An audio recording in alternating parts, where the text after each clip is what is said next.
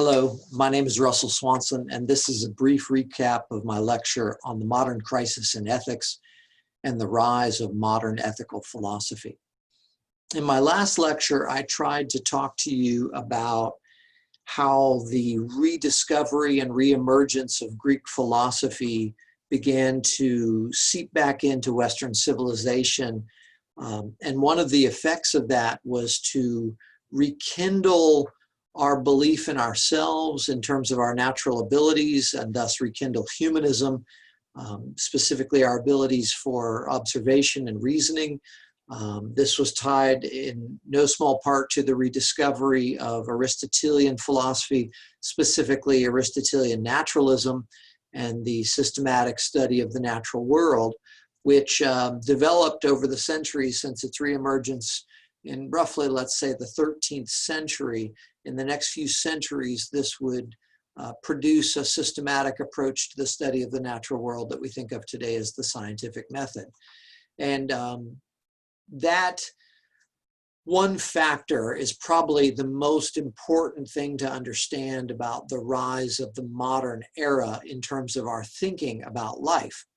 And as we talked in this lecture series about the history of ethics, one's thoughts about a good life and one's thoughts about how to be a good person, i.e. one's ethical thinking, is grounded in one's metaphysical thinking, i.e. one's thoughts about the nature of reality, which includes both the nature of the external world and ourselves.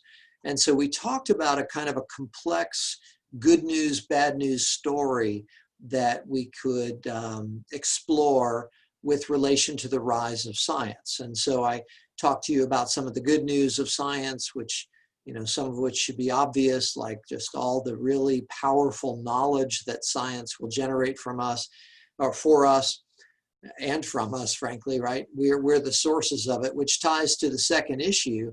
Not only does the scientific methodology produce the most powerful theories of reality that humans had ever created, it also really rekindled and helped to rekindle this belief that our abilities matter in terms of how we approach life and how we can interact with our lives and how much we can impact the quality of our lives in potentially positive ways. And so again, that really has been a rebirth in the modern era of ancient humanism, and has expanded and continues to expand throughout the modern into what we might even call, and what we did call in the last lecture, individualism, which is a belief in the sort of inherent dignity of the human individual. And I tied that idea to the possibility that any human individual, if given basic opportunities for education and development of critical thinking abilities, if dragged maybe out of the Platonic cave, if we can use that metaphor from an earlier lecture, that individual can be a place where truth can be discovered.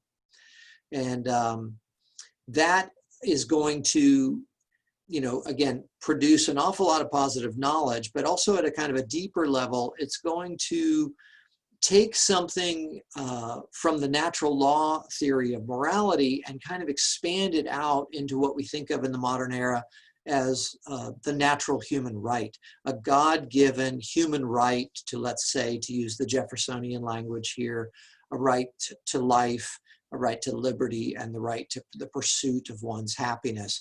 And by the way, that notion that Jefferson took out of John Locke's philosophy of life, liberty, and property, and then Jefferson changed it to life, liberty, and pursuit of happiness, I believe was very much informed by Jefferson's sort of being deeply steeped in Greek philosophy and in the ancient ethical ideas of the pursuit of the most full and rich kind of human existence. And so he thought more than just the right to own property, the broader and more important topic was the right for the individual to think and develop its potentials and pursue a kind of a deep, deep happiness or contentment in life and make life what we could make it. So that language, though, right, which is so familiar to us, particularly in the United States, as a kind of a set of ideals around which we structure our society, That language, I said in my last lecture, is modern in certain respects, because he goes on to say in the Declaration of Independence, right, that the government doesn't get its authority from some God ordained family status, right? It's not the divine right of kings. In fact, that's what we were revolting against in the United States in the 18th century, in order to institute this idea, this very modern idea, that the government gets its authority from the consent of the governed. It gets its authority from human individuals who agree to be governed in a certain way for their own benefit, tied to the protection of their rights. But keep in mind that, you know, the job of the government then is to protect these God-given natural rights. And that's still an echo of this kind of late Middle Ages, medieval ethical framework, that morality is built into the structure of reality by the creator of reality itself, to use the shorthand here, that'll be recognizable to most of us, built into the structure of reality by God itself. And so in that way, I've argued that Locke, and then later Thomas Jefferson, in both the 17th and 18th century, very modern thinkers, very revolutionary thinkers, very influential modern thinkers, but with a foot back in late Middle Ages moral theory. And so I began to develop for you a little bit of the darker aspect of the rise of the modern, in the sense that the more science unfolds, while we'll get this kind of cultural and political philosophy that will emphasize the idea of human rights, the more science unfolds, the more we will go into a worldview, a view of reality that's going to make morality a bigger question than it's ever been before. More and more, as the modern era unfolds, and as scientific understanding and physics and chemistry and biology explain more and more and more, we won't find evidence for the natural rights. We won't find evidence for natural ideas of good and evil. We'll find humans with opinions about them, but it'll make the question of what are they talking about kind of a bigger question than ever before. We'll look at the world more closely than ever through our microscopes, and we'll look at the world farther away than ever before through our telescopes, and nowhere in between the microcosm and the macrocosm that we come to understand do we find good and evil, do we find the moral facts, which so much of ethical philosophy had appealed to, particularly throughout the medieval, including the natural law theory of morality. And so there's this cultural trajectory in which natural law theory of morality stays very influential, I would say, into this day, right? We still talk about sort of the need to spread this idea of human rights. But, you know, I think in some ways there's a tension building, especially by the 20th and 21st century, as we come to be so much more informed by the metaphysics of the scientific worldview.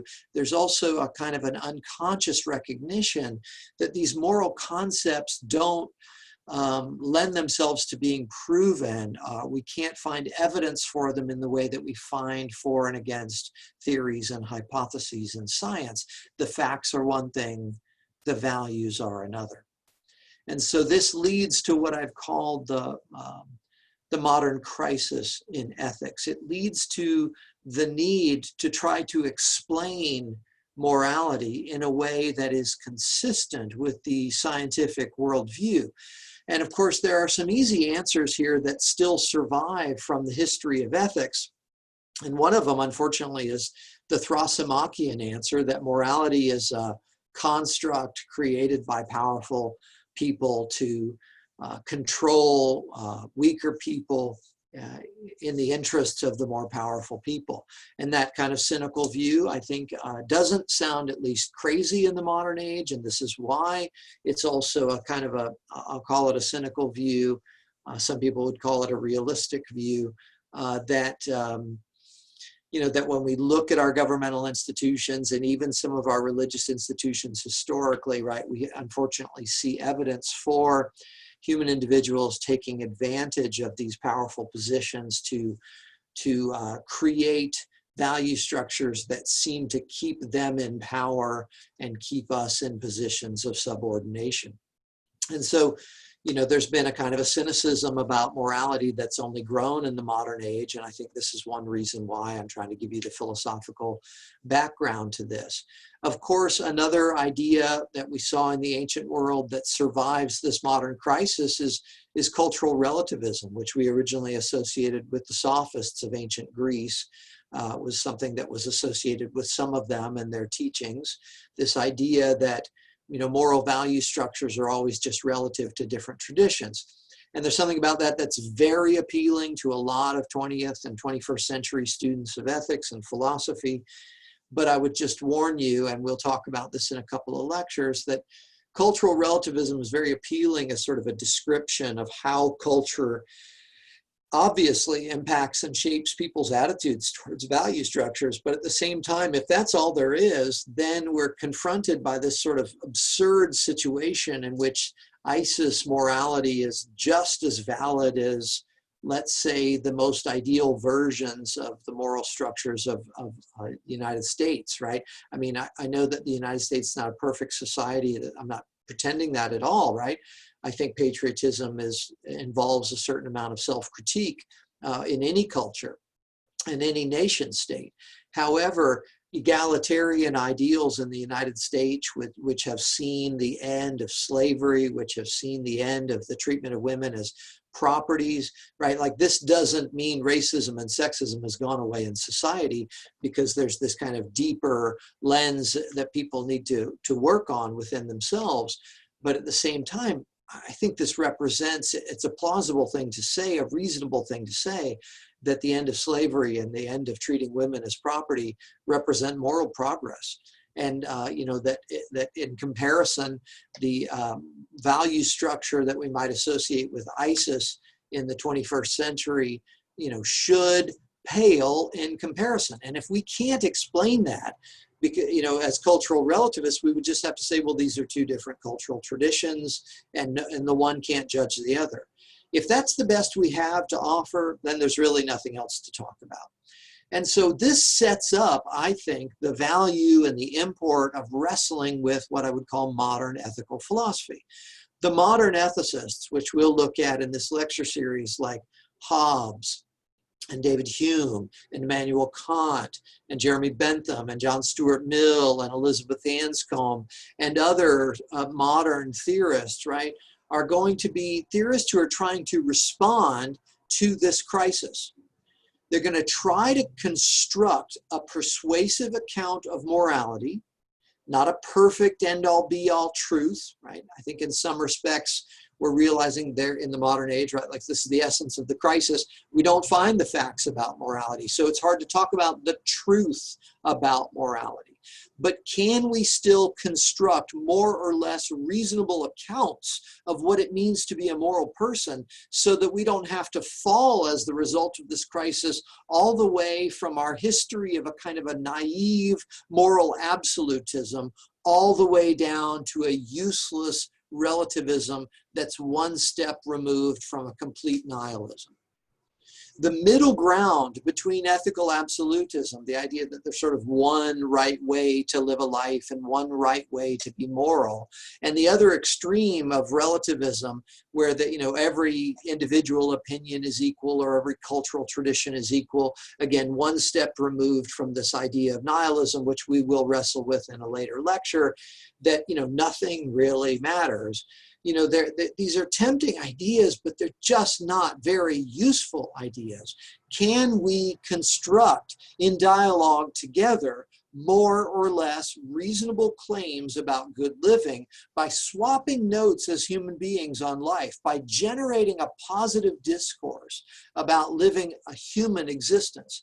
And can we at the same time maintain a kind of a positive, constructive dialogue about our best, our most reasonable, our most persuasive ideas so far with regard to what it means to be a good person in a particular moment in history? And I think to give up on that in the modern age and collapse into relativism is a loss. It's a giving up on the Socratic challenge. It's a giving up on the search for wisdom about life, particularly with regard to a good life and about how we're going to do this together. And I just don't think it's really an option for us. You know, we don't have the luxury of that kind of turning away from attempting to answer these questions. And so the modern crisis in ethics, which I've offered you a brief recap of my lecture on that here today, the modern crisis in ethics sets up our ability to understand and appreciate modern ethics, which I'll be exploring in the next lectures in this series. I hope you're well.